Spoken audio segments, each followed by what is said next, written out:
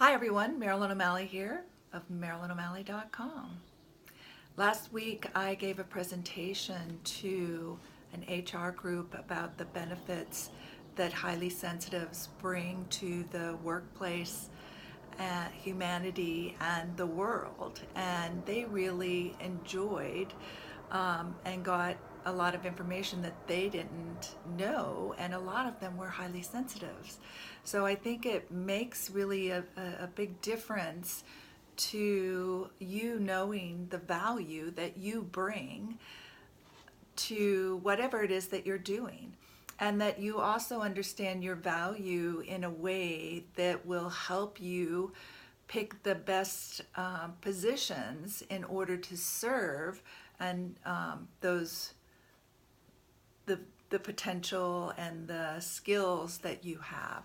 So I have some characteristics here that I'm going to share with you, and some are evident and some I'll explain a little bit more. And I'm hoping that you will come away feeling like, wow, I really have a lot to offer. And instead of thinking that you're weak or broken or misunderstood, instead of seeing like I have these gifts, these skills, this way of being in the world that is really valuable to a lot of businesses. It's valuable as a leader, and it's valuable if you create your own business. So that whether you're highly sensitive or not, you will have more of appreciation for highly sensitives and their skill set. So the first thing is you have highly sensitives, and so I'm talking to the highly sensitives or people that want to learn about this. It all deals with highly sensitive characteristics. So a highly creative mind, inner world that can imagine possibilities more than a non-highly sensitive person. So we can get out of the way of what is happening and take information that we have stored from the past and start to imagine new ways of either innovating something, making something better, or different ways of seeing the same thing that others are seeing. We can be like, instead of looking at it right in front of us, we can get up above it. We can look underneath. We have all these ways, however our creative mind works, and we're all a little different on that, but we have this ability to imagine possibilities and potential. And then the next thing is we're natural problem solvers because of that, right? Because of this creative mind, because of looking and wanting to make things better and being conscientious and being sensitive to the environment.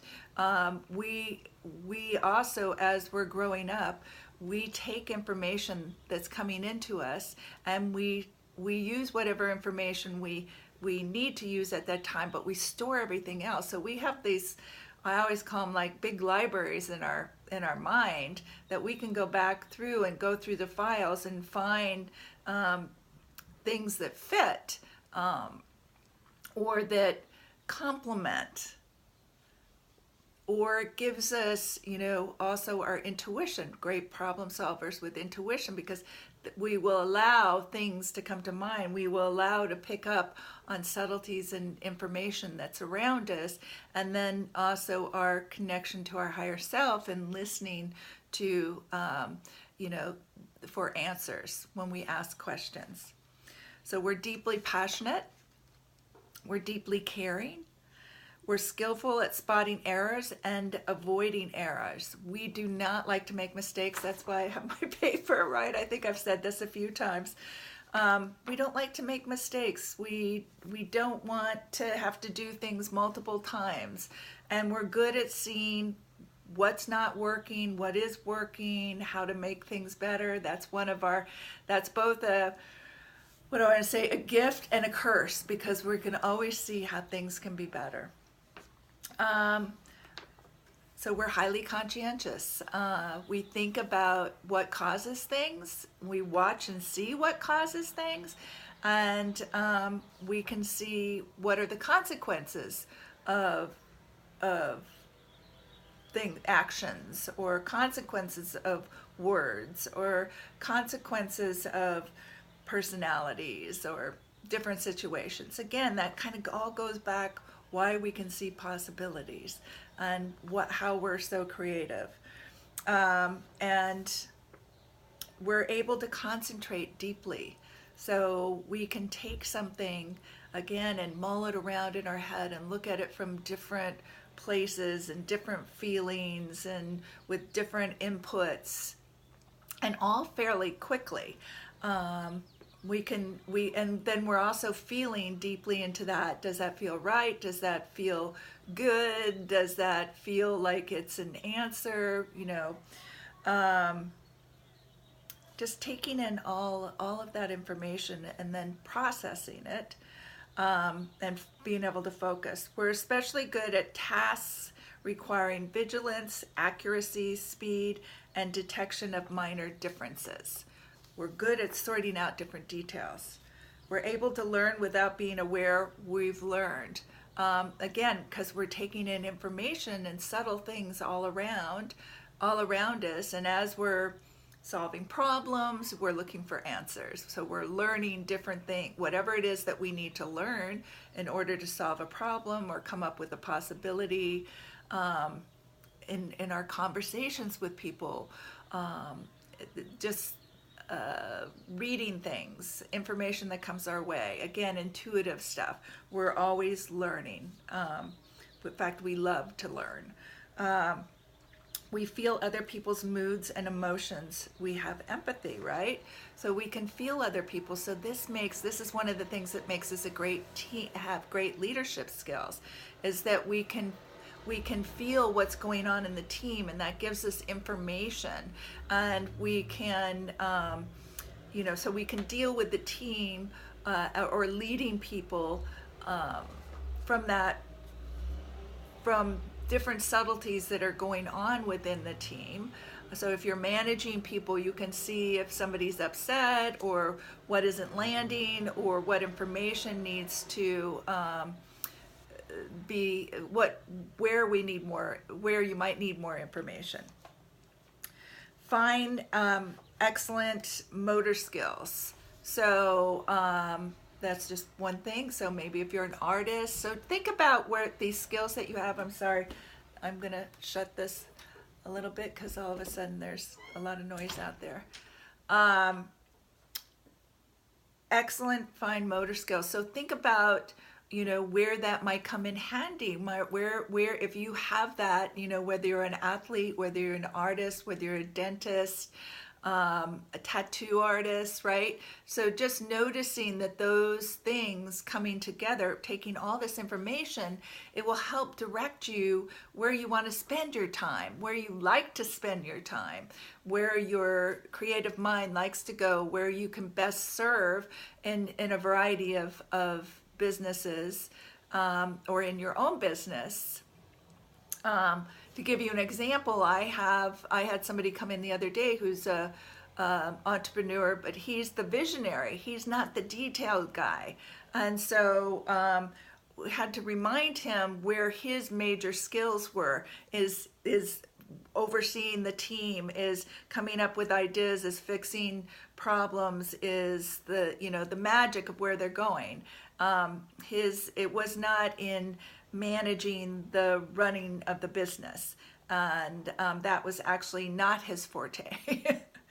All right, so sensitivities to stimulants, things in the air and chemicals. Again, where might this be really important? In companies that are being really green, or if you're making perfumes, or baking, or making beer or wine, those could be all areas of interest. But just knowing that somewhat in some ways, and everybody's different about, do lights overstimulate you, or is it air or chemicals? There's certain things I have to be around natural stuff. I just hate toxic smell. Like walking down the cleaning product aisle at any grocery store is really hard for me to do. It's just I can sense all of that. I can smell a lot of things very easily. And also my sense of taste too. So a food taster, a wine taster, those are things that could help a hobby or help a business. So looking at that and science, being a scientist, different types of science, this could come in very, very, be very important for them that you are sensitive in this way. We reflect more on everything, right? We're those deep thinkers, and we're processing, fine tuning. We're taking everything down into fine details, and I think kind of like thinking where to store it away, what it could be used for. Is it useful information? Should I let it go? How, we're looking for the pros and cons and benefits and etc. That's just our thing. And so in a business, that can be really important information that you think about those things and reflect on things, and you're not just a jump on reflect or what do I want to say, reactive, that you're just not reacting in life. You're going to ponder it. So you might take a little bit more time than other people. That might frustrate some people who are not highly sensitive. But when they learn what it is that you bring to them, and that your information and how you're processing and what you're looking at, and they understand that, then they'll learn to trust that you need that time, and that's really important for you.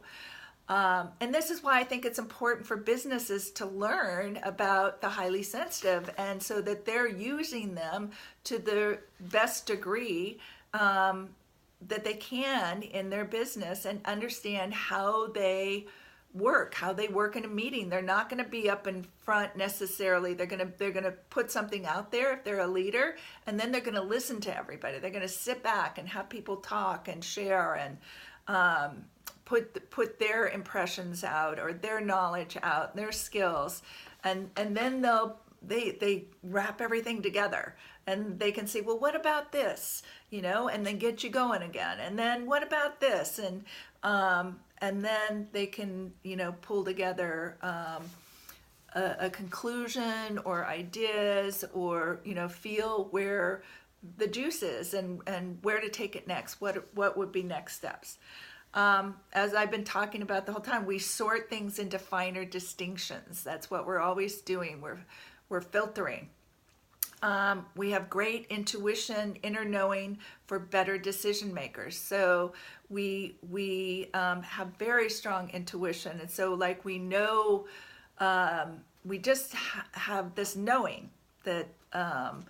And if you learn to use it, a lot of highly sensitives, you have this, but you might not practice it. You might not trust it. So that's one area that you can really grow a lot in, is learning how to trust your intuition and how to use it. And when you see that better decision makers, and like I've been explaining all along, how all of these work together and really complement each other, and it's a very a package of superpowers here. Greater awareness of subtleties in the environment involving sight, sound, smell, feelings. Again, all of this goes into our leadership skills too, but because we can look at things from all different ways, and we take in the fine distinctions of whatever is happening in the business, that is of our concern, and maybe not even a bigger picture, that you can bring great benefit from this awareness of subtleties. And so again, so its subtleties are all your senses. You might again, you might be reading, and your intuition is in there, so you're like reading what isn't being said. You know, you have a sense of what isn't being said, and again, that possibilities and pulling all that information out of your that's been stored in your mind. What do you need to know, or have a sense of where to go do some research, and allowing that to all feed you and give you the information. So great leadership comes from these subtleties in the environment, because what you do is, right, you're taking in all the information that your team is bringing you, or that you're creating. You filter that information, and this also, because you're empathic, you're emotionally in touch with the people that you're working with. You have a sense of what's going on. You instinctively know how to communicate or coach them. So it's like you have a big picture, and you know what's going on. It's not you're very aware. You know, highly sensitives are very aware. That's our knowing the subtleties, right? And that's what makes you a great leader, because if somebody's having a problem, you can feel that. You can go over and you'll go over and ask them. You're conscientious about it, right? There's and like I said, you can see where there's something's missing, or have an instinct. And then you'll also let your team do their job. You're not a micromanager. You let their team bring everything, bring it all, and let's go through this. You process before action. Again, I said this earlier, is like you don't react, and you want to do things right. You want to be conscientious, and because you're aware of causes and consequences. You can see what will happen if you do A and B, and you can see what will happen if you only do A. And you you value your team's input, and you let team members participate. It's really important that everybody participates. You are not a leader that is here to do things alone. No, you are really here to be part of a community, be part of a team, to support that team, you know, and everybody rises to the occasion. Everybody is a part of it, and you see the importance of that. And number 3 is you know how to do the right thing at the right time. And this is because of our ability to have a deep inner processing, empathy, the intuition, and the innate skills and characteristics that I just explained as a highly sensitive. Wow, you know, go through this, and I'm gonna have this written down on my website, on a blog relating to this video, and go back and read all of those and print them out, and start to think of yourself as this whole dynamic being. So, but these are characteristics, and then put your personality on top of that, and other gifts that you were born with, and talents, and see what a jewel you are, what a gift you are to the world. And I hope this uplifts you, and you find empowerment in it, and that you can start sharing with others. Share this with other people. Share this with your boss, with your family members that don't get you, with peers, with friends who are either highly sensitive or they're not. They don't understand. So now they can start to have a better feeling about how you contribute, how the highly sensitives contribute to the other 80% of the population that aren't, and that we are coming in to help solve the problems that are around the world today, and in our own environments and in our own homes. And I hope this fills you with love and delight an awareness, so that you can live the life that you're meant to live and go out into the world and create and express fully who you are in a way that really supports you and honors you and cherishes you. Because I do, and I know there's lots of other people that are really looking forward to seeing you use all these gifts and talents that you have and shining your light. Until we meet again, love, live, and matter.